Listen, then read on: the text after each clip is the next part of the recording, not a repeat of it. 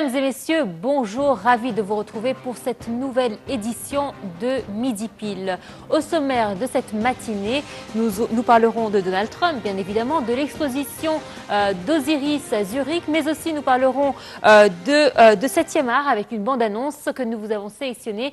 Et nous parlerons également de la fortune de Bill Gates. Voilà, donc c'est le sommaire de ce matin. J'espère que vous avez passé d'agréables moments en notre compagnie. Mais tout de suite, attaquons notre premier sujet du jour. Nous allons bien évidemment parler de ce fameux président américain qui, depuis son investigation, ne fait que parler de lui.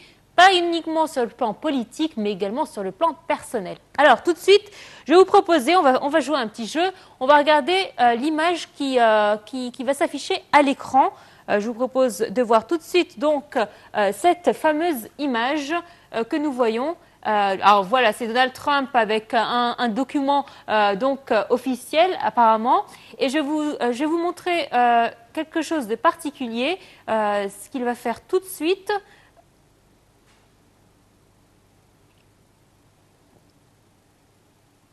Alors, là, je pense que nous n'avons pas encore la chose en question, mais vous allez tout de suite voir. Hein, ça fait beaucoup parler de lui. On parle beaucoup de ce sujet-là sur les réseaux sociaux, car c'est quelque chose d'étrange. On a même une étude qui a traité de cela. Alors voilà, là. À premier regard, c'est un gribouillis d'un enfant de 5 ans. Hein. On pourrait dire un dessin d'enfant. On peut dire que bon, ça veut pas vraiment dire grand-chose. Et bien, figurez-vous qu'on peut détecter des lettres. On voit le D, le O, le N, le A. Et oui, c'est la fameuse signature du président américain. Imaginez-vous le président le plus puissant au monde à cette signature. Et oui, alors figurez-vous que la signature donc n'a pas manqué de faire réagir les internautes, et on a même fait une étude pour comprendre pourquoi il y avait cette signature. Alors, d'après une graphologue, sa taille est la preuve d'un ego important. En effet, selon la taille de signature ou des lettres, nous pouvons étudier son caractère, nous pouvons étudier sa personnalité. Et là, apparemment, cette forme de signature révèle son ego. Elle dit que c'est une personne qui s'impose, elle se montre. La taille, certes, mais aussi la hauteur des lettres le prouve. Skyline new-yorkaise, on peut parler de choses qu'il a fait qui sont énormes. Comme vous pouvez voir, hein, ces différentes villas sont énormes, ces avions sont énormes. Il aime les choses grandes et on le voit. Et le sceau de Donald Trump révèle aussi ses qualités, à commencer par ses nombreux triangles formés par leur hauteur. Il serait la preuve du caractère volontaire du personnage. C'est quelqu'un de résistant qui aime le combat. Explique-t-elle avant de pointer un léger nivellement entre Donald et Trump. Enfant, il a sans doute eu le souhait de s'imposer et de différencier de la fratrie. En effet, si vous connaissez la biographie de Donald Trump, vous saurez qu'il est le dernier d'une fratrie. C'est le petit dernier. Il avait de nombreux grands frères. Donc même lorsqu'on parlait on disait souvent que ça n'allait pas être l'héritier de la famille. Et puis finalement, ce fut lui, même au vivant de ses frères. Il a su s'imposer, il a cette envie de combat. Si tout sépare le nouveau président américain de son prédécesseur, eh bien sachez que même la signature de Obama est différente de celle de son successeur. En effet, Donald Trump aurait une signature différente. On a fait également une analyse de la signature d'Obama. Alors, dans la signature de Barack Obama, l'écriture est ronde et fine. On détaille la graphologue en analysant le paragraphe de l'ex-président américain. Une écriture de grande taille, elle aussi. Enfin, pour être président des États-Unis, dit-elle, il faut tout de même avoir un peu d'ego, et donc on le voit par les caractères un petit peu plus larges. On voit le B et le O qui sont un petit peu plus grands que les autres lettres. Donc voilà, si vous pouvez constater, le B et O, on a encore des grandes tailles qui montrent un petit peu cet ego qui doit être un petit peu présent pour un président des États-Unis. Mais on a des traits moins moins assuré que chez Donald Trump. Il demeure puissant, dit-elle, mais il est moins assuré, moins omniprésent, il aime moins se mettre en avant que son successeur. Alors peut-être que Barack Obama est-il une personne anxieuse, conclut-elle. On le voit également avec les boucles. Le forme de boucle montre un petit peu cette anxiété qu'il y a chez la personne. Donc voilà, on a voulu un petit peu vous comparer ces deux signatures pour vous montrer la preuve comme quoi chaque détail montre les caractéristiques d'une personne. C'est très intéressant, c'est un métier qui est très important. On peut connaître votre personnalité par votre écriture. Tout de suite, on va s'intéresser à l'art. Actuellement, il y a une exposition d'Osiris et des mystères engloutis d'Égypte qui a débuté le 10 février à Zurich. Donc, les 290 objets de l'exposition sont arrivés à Zurich en provenance de Londres. Étape précédente de l'exposition qui présente les récentes découvertes archéologiques. Vous savez que cette exposition a fait un petit peu le tour de l'Europe. Elle était auparavant à Lima, à Paris, puis ensuite elle s'est destinée vers Londres et à présent vers Zurich. Et donc des camions qui ont assuré le transport de ces monuments, car vous savez que ce sont des objets très précieux, des objets de grande valeur. 2 grues ont été nécessaires pour installer 3 statues colossales. On voit sur les images des moyens importants ont été déployés pour mettre en place tous les objets. La plus imposante sculpture est faite de granit rose du dieu du Nil Hapi et elle mesure 5,4 mètres de hauteur. Des abris chauffés ont spécialement été construits pour protéger les statues du froid. On voit à Zurich actuellement, il neige. Donc, ils ont dû mettre en place des chambres assez chaudes pour abriter ces statues.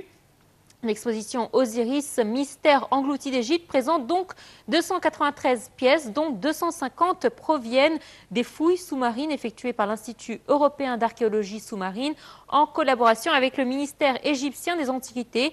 Une quarantaine d'autres objets sont prêtés par des musées du Caire et d'Alexandrie. Cette exposition est tout à fait exceptionnelle, souligne le directeur du musée. Selon lui, c'est le projet d'exposition le plus important et le plus ambitieux jamais mené par le musée. Donc, si vous n'avez pas encore eu l'occasion de le voir à Paris ou à Londres, il est à présent à Zurich, prêt à vous y accueillir. Maintenant, on va parler d'un autre art, le 7e très précisément. Alors, pour les amateurs d'action, vous avez certainement aimé Batman.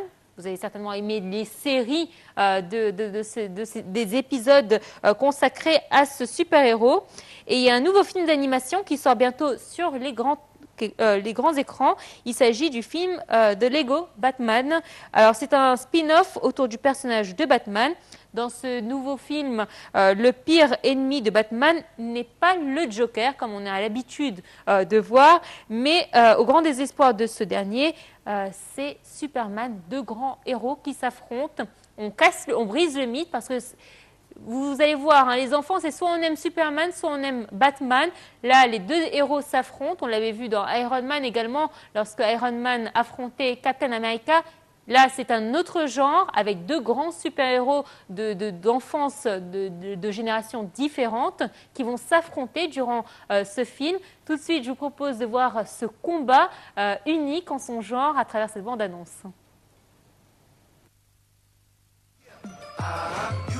It must be great to be Batman. Batman, we love you! Thank you. I'm blushing super hard under the mask. Batman!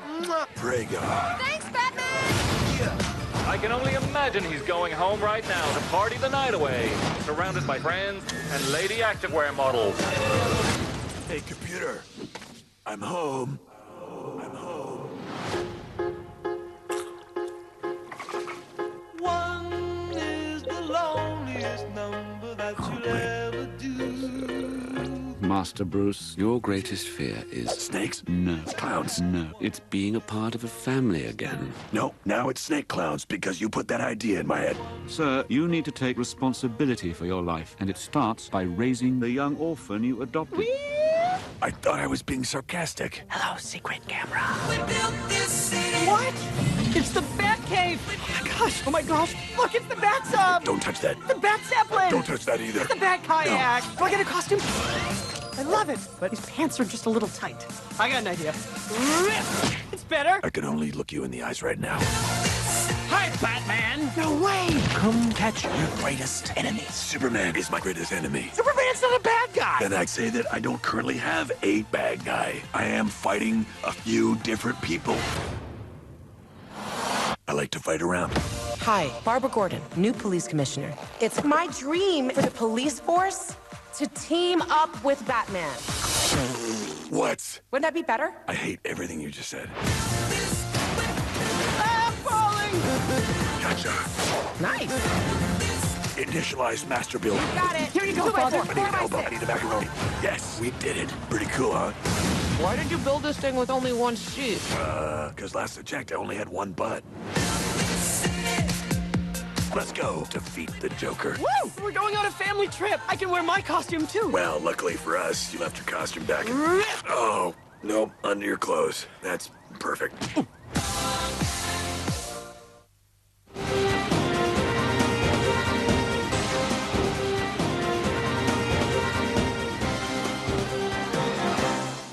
De retour parmi vous. Alors, vous avez l'option de participer à notre programme tous les jeudis matins, même tous les jours, hors cette matinée. Vous pouvez nous écrire sur les réseaux sociaux. Nous avons une page Facebook qui s'affiche et une boîte mail qui s'affiche également sur vos écrans. Nous sommes avec vous en contact régulier tous les jours. Vous pouvez nous envoyer vos propositions, mais également des idées de changements que vous pouvez constater. Nous sommes là pour vous accompagner. Donc, n'hésitez pas à nous faire part de vos idées donc sur les réseaux sociaux. Nous sommes présents. Tout de suite, je vais vous proposer une image, que dire d'elle, surprenante, également qu'elle est déroutante et même amusante. Et oui, il s'agit d'une photo qui a été prise par un internaute. Alors, les adjectifs ne manquent pas pour qualifier cette prochaine photo publiée sur les réseaux sociaux. Sur le cliché, on y découvre des faucons sagement installés à l'intérieur d'un avion. Et oui, je ne rêve pas, je ne plaisante pas, ce sont des faucons qui ont pris un vol très récemment. Et donc, ils se sont installés tels de voyageurs ordinaires. Leur maître, un membre de la famille royale saoudienne, a en effet payé un billet d'avion pour chacun de ces faucons sur un vol régulier d'une certaine compagnie arabe pour leur permettre de voyager confortablement et en toute sécurité. Ce n'est pas une plaisanterie, il s'est vraiment passé une telle chose. L'image a été prise par un proche de l'internaute.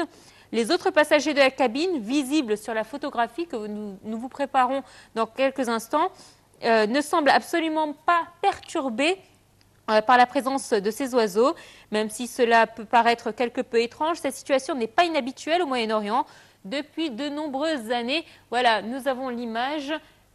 Vous voyez, hein, les gens sont assis autour des faucons et les faucons sont bien installés, bien confortablement, à l'avant de cet avion. On le voit. Donc, ils ont pris part au voyage afin d'être mis en sécurité. Alors, je vous le disais, ce n'est pas inhabituel au Moyen-Orient. Depuis de nombreuses années, la même compagnie d'aviation accueille ainsi des rapaces parmi ses passagers, car voyager avec son faucon est une tradition pour les élites d'Arabie Saoudite. Donc voilà, hein, une image amusante que nous avons choisi de vous présenter aujourd'hui. Et oui, ne vous étonnez pas donc si jamais vous prenez un vol et que vous avez votre voisin un faucon. Ça sort de l'ordinaire, mais voilà. Allez, tout de suite, on va s'intéresser à un autre sujet, la fortune de Bill Gates. Et oui, beaucoup de personnes se sont interrogées sur sa fortune, sa réelle fortune. Eh bien, la fortune du fondateur de Microsoft, l'homme le plus riche du monde, selon le classement du magazine Forbes, pourrait atteindre 1000 milliards d'ici ses 86 ans. Et oui, 1000 milliards de dollars. Il ne compte plus les zéros, tellement qu'il y en a. Vous imaginez une somme telle que celle-ci. C'est bien le montant que pourrait atteindre dans 25 ans la fortune de Bill Gates, selon un rapport de l'ONG britannique. Oxfam, le fondateur de Microsoft, deviendrait alors le premier trillionnaire de l'histoire. Et ce malgré ses dons à de nombreuses fondations philanthropiques. Alors le titre du rapport annuel d'Oxfam sur les inégalités économiques est sans appel. Une économie au service des 99%. On y apprend notamment que les 8 personnes les plus riches détiennent autant de richesses que la moitié la plus pauvre de la population mondiale. Bref, Bill Gates, l'investisseur, Warren Buffett, le patron de Zara, le mania mexicain des télécoms, Carlos Slim, le patron et fondateur d'Amazon, et celui de Facebook, celui d'Oracle et Michael Bloomberg sont donc aussi riches que 3,6 milliards de personnes. En 2016, ils étaient 62. Alors, cet écart n'est pas près de se réduire. Il suffit d'observer l'évolution de la fortune de Bill Gates qu'on a essayé de vous mettre donc sur l'écran. Estimée à 50 milliards de dollars quand il quitte Microsoft en 2006. Elle a déjà presque doublé et aurait dépassé en août dernier la barre des 90 milliards de dollars. Oxfam prédit ainsi que l'homme d'affaires pourrait détenir un portefeuille de 1000 milliards de dollars à 86 ans, du jamais vu, une somme colossale qui n'a pas été détenue de toute l'histoire. En d'autres termes, comme le conclut Oxfam, dans un tel environnement, si vous êtes déjà très riche, il faut s'y prendre vraiment très mal pour ne pas devenir encore plus riche. Voilà, donc c'est l'histoire d'un riche qui va devenir encore plus riche d'ici une vingtaine d'années. Tout de suite, on s'intéresse à un autre sujet, direction très précisément en Russie. Alors, c'est un événement extrêmement rare, c'est produit dans un zoo en Russie. Un ligre enfant d'un lion et d'une tigresse y est né. À l'âge adulte, il pourra peser jusqu'à 400 kilos. Aujourd'hui, c'est la journée des chiffres. On a 1000 milliards de par fortune estimée de Bill Gates et nous avons 400 kilos pour ce fameux animal. Il est adorable. On voit sur les images. Je pense que d'ici quelques années, lorsqu'il arrivera à 400 kilos et même plus, je ne sais pas s'il aura cette tête toujours aussi mignonne. Mais bref, alors, il mesurera 3 mètres de long, ce qui en fait le plus gros félin existant sur Terre. Alors, les parents du petit baptisé Tsar vivaient depuis longtemps l'un à côté de l'autre et se connaissaient bien, rapporte le directeur du zoo. Les ligres ne peuvent pas exister dans la nature, puisque les tigres vivent en Asie et les lions en Afrique. Donc c'est un phénomène rare, un accouplement rare. Cela explique que seulement une vingtaine de ces hybrides soient recensés dans le monde. Le petit tsar n'est pour l'instant pas plus imposant qu'un gros chat, mais il devrait grandir très vite. Peut-être battra-t-il les records du ligre américain Hercule, qui lui pèse 418 kilos pour 3,33 mètres de long. Grâce à ses mensurations, il est inscrit dans le livre des records en tant que plus grand félin du monde. Rappelez-vous de ce film qui a battu les records de toute l'histoire, Titanic. Vous imaginez, ça fait déjà plus de 20 ans que ce film est sorti, ça ne nous rajeunit pas malheureusement. Bref, depuis sa sortie il y a 20 ans, une chose divise les fans de Titanic. Pourquoi Jack meurt-il à la fin? C'est une question qu'on s'est tous posée. Pourquoi il meurt à la fin? Vous savez, en pleine action dans le film, bien évidemment, nos larmes nous ont fait oublier la logique des choses. Mais une fois sorti du cinéma, mais on s'est dit, mais pourquoi Rose ne l'a pas sauvé? Pourquoi il n'est pas monté sur une planche qui était juste à côté de Rose à ce moment-là? Pourquoi il n'a pas pris part à côté d'elle sur cette porte sur laquelle elle s'était installée? Bref, les fans du long métrage, et ils sont nombreux puisque le film avait rapporté en son temps plus de 2 milliards de dollars de recettes, avaient été dévastés par la mort du beau Leonardo DiCaprio dans les eaux glacées de l'Atlantique Nord. Impossible alors pour le couple Jack et Rose de poursuivre leur belle histoire d'amour après le naufrage du Titanic. James Cameron, le réalisateur, donne enfin la raison de cette fin tragique. Il dit « Regardez, c'est très très simple. Vous lisez la page 147 du script et ça dit « Jack descend du panneau de bois et donne sa place à Rose pour qu'elle puisse survivre. Il n'y avait pas de place pour deux sur le radeau. C'est aussi simple que cela. » Le réalisateur explique ensuite la situation au moment du naufrage. Jack a eu le bon comportement, mais n'avait objectivement aucune chance de s'en sortir. Vous êtes Jack, vous êtes dans une eau à moins de 2 degrés, votre cerveau commence à être en hypothermie. Le meilleur choix de Jack était de garder le haut de son corps hors de l'eau et d'espérer qu'un bateau ou quelque chose dans le genre vienne le sortir de là avant qu'il ne meure.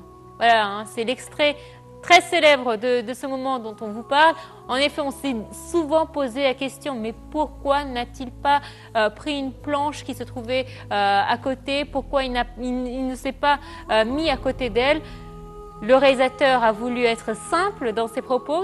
Il a dit que le script, sur le script, il y avait écrit qu'il n'allait pas survivre. Il n'y a pas survécu, malheureusement. En même temps, ce qui a fait le charme de ce film, hein, et on a aimé ce film-là pour cette fin-là, peut-être qu'une autre fin ne nous aurait pas plu, qui sait. Donc voilà, c'était tout pour aujourd'hui. J'espère que cette édition vous a plu. Encore une fois, vous pouvez nous contacter et rester connectés avec nous à travers les réseaux sociaux. Nous avons les différentes adresses qui vont s'afficher à l'écran, une boîte mail, mais également sur Facebook. Nous sommes présents pour répondre à toutes vos questions et à toutes vos suggestions. La semaine prochaine, nous allons continuer à parler de Donald Trump, bien évidemment, et de beaucoup d'autres stars. Restez avec nous, soyez avec nous et ne ratez pas ce rendez-vous du jeudi matin à midi pile. À très bientôt. Au revoir.